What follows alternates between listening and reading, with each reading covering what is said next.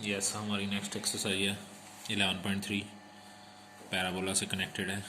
तो पहले पैराबोला की आपको सारी चीज़ें बता दूंगा, पैराबोला की इक्वेशन के बारे में, पैराबोला के डायग्राम के बारे में। ठीक है, तो फर्स्टली पैराबोला आपको बता देता हूँ। 4 टाइप के पैराबोला है हमारे पास। ठीक है, first one parabola right side में बना हुआ है, इसके राइट हैंडेड पैराबोला बोलते हैं। Second one parabola left side में होने की वजह से एक्स एक्सिस की, इसको लेफ्ट हैंडेड पैराबोला बोलते हैं। ठीक है, इसकी इक्वेशन जो होती है वो Y square equal to plus X वाली साइड होने की वजह से 4ax प्लस का लिखा जाता है। और इसकी इक्वेशन जो होती है वो Y square is equal to minus X वाली साइड होने की वजह से -4ax होती है। ठीक है, ये इसका वर्टेक्स होता है। ये फोकस पॉइंट जो एक फिक्स पॉइंट होता है जिसको a,0 से डिनोट किया जाता है। ये आपको इक्वेशन से मिल जाया करेगा। और ये होती है डायरेक्ट्रिक्स। ये एक फिक्स पॉइंट होता है, ये होती है डायरेक्ट्रिक्स। तो पैराबोला की डेफिनेशन यही है कि पैराबोला के ऊपर किसी भी जगह कोई पॉइंट ले लो, उसका एक फ़िक्स पॉइंट के साथ डिस्टेंस और एक फ़िक्स लाइन के साथ डिस्टेंस हमेशा इक्वल होता है। ये वाला डिस्टेंस, ये डेफिनेशन है इसकी पैराबोला की, कि P S is equal to P M होता है। ठीक है, कोई एक आधा इक्वल होता है, एक आधा ही सम है जो लास्ट में जाके यूज़ होता है, ये वाले डेफिनेशन वाला काम। तो इसको बोलते हैं डायरेक्ट्रिक्स, इक्वेशन ऑफ डायरेक्ट्रिक्स। जैसा आपका फोकस पॉइंट है, फोकस पॉइंट a,0 है, डायरेक्ट्रिक्स उसकी बिल्कुल अपोजिट होती है, यानी x इक्वल टू माइनस ए। ये प्लस ए है तो ये x इक्वल टू माइनस ए। और यहाँ फोकस कैसा होगा, माइनस एक्स वाली साइड है तो -a,0। और डायरेक्ट्रिक्स कैसी होगी आपकी, क्योंकि x इक्वल टू माइनस ए है तो डायरेक्ट्रिक्स होगी x इक्वल टू प्लस ए। तो ये 3 चीज़ें जो कि बता दी गई हैं वो आप यहाँ लिखते हैं। एक तो वर्टेक्स 0,0, एक फोकस पॉइंट जो कि S है वो a,0, एक इक्वेशन ऑफ डायरेक्ट्रिक्स वो है x इक्वल टू माइनस ए, क्योंकि अगर यहाँ प्लस ए है तो यहाँ माइनस ए होगा। और x इक्वल टू जरूर लिखना है। और एक आपसे पूछी जाएगी लेंथ ऑफ लेटस रेक्टम, वो होती है 4a, ये वाली लेंथ पूरी। पैराबोला की मोटाई जो है ना, फोकस पॉइंट से होकर चेक करना। मोटाई तो और भी आगे जाकर और भी बड़ी होती जाएगी, पर जो फोकस पॉइंट के साथ वाला जो ऐसे पूरा डिस्टेंस है ना, ये वाला इतनी पैराबोला कितना मोटा है, उसको बोलते हैं length of latus rectum.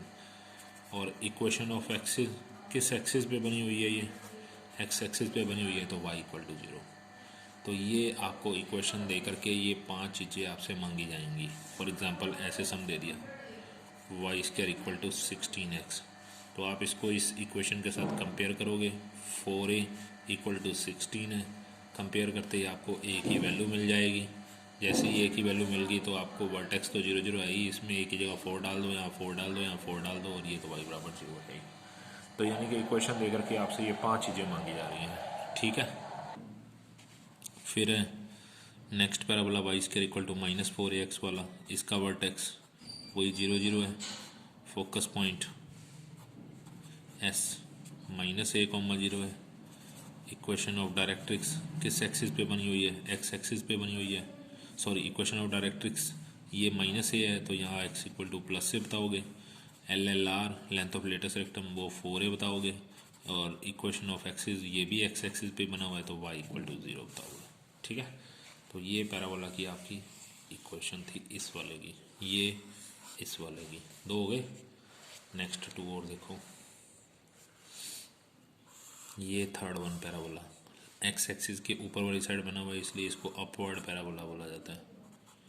Upward parabola इस, क्योंकि ये y की प्लस वाली साइड है तो 4ay, अगर यहाँ y आया तो यहाँ x क्या होगा। और लास्ट वाला पैराबोला y की नेगेटिव साइड में है तो इसको बोलेंगे -4ay, वो भी x स्क्वायर। ठीक है, ये इसकी इक्वेशन है, ये इसकी इक्वेशन है। तो वर्टेक्स इसका पता ही, सबका वर्टेक्स तो 0,0 है ही।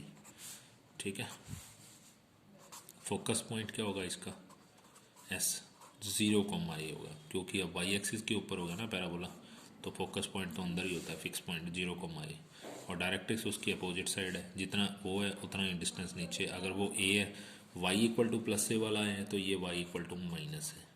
ये होगी equation of directrix, Y equal to minus है। और एल एल आर तो उतनी ही रहनी है 4a। और इक्वेशन ऑफ एक्सिस, क्योंकि ये वाई एक्सिस पे बना हुआ है तो इसलिए एक्स इक्वल टू 0, इसलिए इसका भी वर्टेक्स वही 0, 0। फोकस पॉइंट एस जो है वो 0, है, ठीक है, यहाँ पर होगा 0, है। डायरेक्ट्रिक्स अब उसके opposite side y equal to plus है। Equation of directrix Y equal to plus है। एल एल आर तो 4 ही रहेगी, सभी में 4 है। और इक्वेशन ऑफ एक्सिस, क्योंकि ये भी वाई एक्सिस पे बना हुआ है, तो एक्स इक्वल टू 0, ठीक है। अब आपकी एक्सरसाइज के सम स्टार्ट हैं। बस सभी सम में अपने को यही बात की गई है कि इक्वेशन दे रखी है। पहले सम के 6 पार्ट हैं। देखो एक्सरसाइज ओपन करते हैं हम लोग अभी।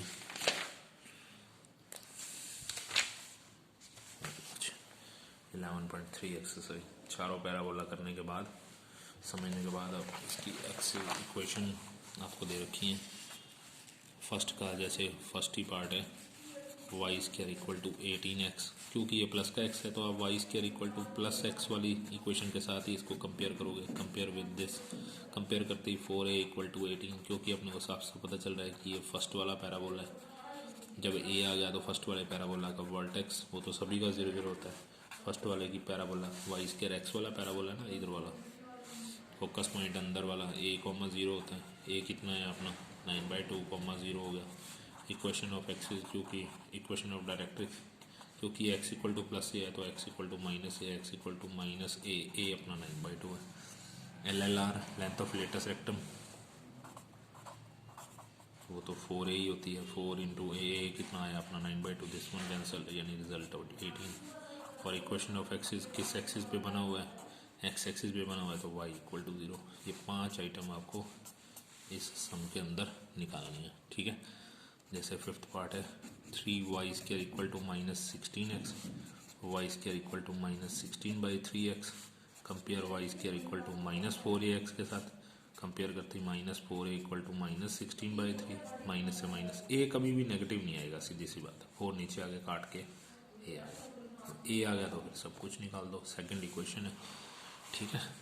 सेकंड सम से स्टार्ट हो जाता है उल्टा काम, यानी कि फोकस और डायरेक्ट्रिक्स निकालने की बजाय फोकस और डायरेक्ट्रिक्स दे रखी है। फोकस है एट 10, 0 पे और डायरेक्ट्रिक्स है x इज इक्वल टू -10। आप चाहे इसको देखो चाहे इसको देख के कंपेयर कर लो। बस एक चीज़ को कंपेयर फोकस पॉइंट a,0 के साथ, क्योंकि वो 10,0 है तो a,0 के साथ कंपेयर करते ही a की वैल्यू आ गई 10। a आ गया 10 तो आपको साफ साफ पता चल रहा है कि फोकस a0, 10, 0 का मतलब a0 यहाँ पर होता है, a0 यहाँ होता है, तो इसका मतलब पैराबोला ऐसे वाला हुआ, ठीक है।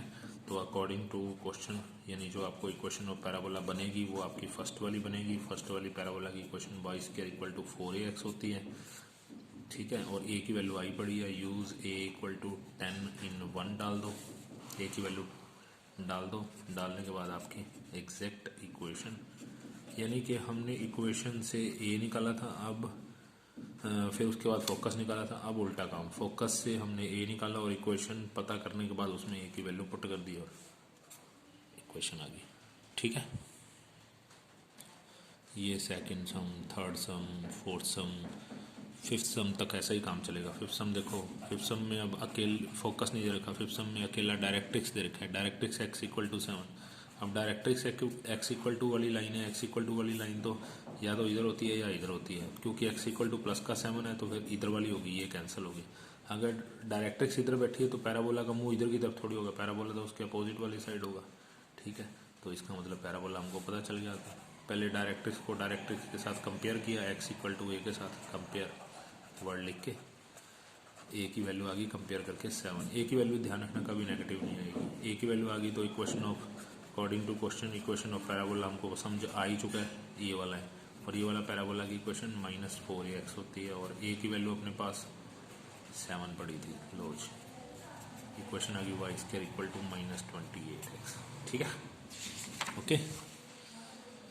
फिर आ जाता है इक्वेशन ऑफ पैराबोला निकालना है जो पास कर रहा है, -3,7 से 6 सम में पासिंग पॉइंट दे रखा है पैराबोला का -3,7 और एक्सिस अलोंग एक्स एक्सिस है, एक्स एक्सिस के अलोंग बना हुआ पैराबोला तो एक्स एक्सिस के अलोंग बना हुआ पैराबोला तो दो होते हैं, एक इधर वाला और एक इधर वाला। तो आपको पासिंग पॉइंट से समझाएगा कि -3,7 यानी एक्स का नेगेटिव वाई का पॉजिटिव तो ये वाले पैराबोला में होता है, ये थोड़ी होता है। इसलिए वो पैराबोला को नेगलेक्ट कर दिया और अपने को पता चल गया अकॉर्डिंग टू क्वेश्चन पैराबोला अपना इधर वाला है। तो इक्वेशन ऑफ पैराबोला हमको समझ आ चुकी है और वो कौन सी है, Y square equal to -4ax वाली। पर ये तो नहीं पता ना ही ये कहीं ऊपर निकला हुआ है, पर ये तो पता है ना ये पैराबोला पास किससे कर रहा है, बिकॉज इक्वेशन 1 पास थ्रू किससे -3,7 so it must satisfy. Satisfy का मतलब होता है एक्स की जगह -3 डाल दो, वाई की जगह 7 डाल दो। लो जी, जिससे अपनी ए की वैल्यू आ गई कितनी 49/12 और ए की वैल्यू वापस इक्वेशन 1 में डाल दो। So equation 1 become exact equation 1 अब बन गई। ठीक है, ये काटा 3 को ऊपर भेज दिया, 3y² equal to -49x answer आ गया। ठीक है, ऐसा 6, 7, 8 3 सम है हमारे। 8th क्वेश्चन नहीं है ऐसा। 8th क्वेश्चन में क्या करें, find the coordinate of the point on the parabola. Parabola की क्वेश्चन दे रखी है y² equal to 18x। Coordinate निकालने हैं, फाइंड कोऑर्डिनेट। कोऑर्डिनेट मतलब x और y की वैल्यू निकालनी है। ठीक है, आगे क्या कह रहा है, where the abscissa is, where abscissa नहीं ordinate is equal to 3 times the abscissa.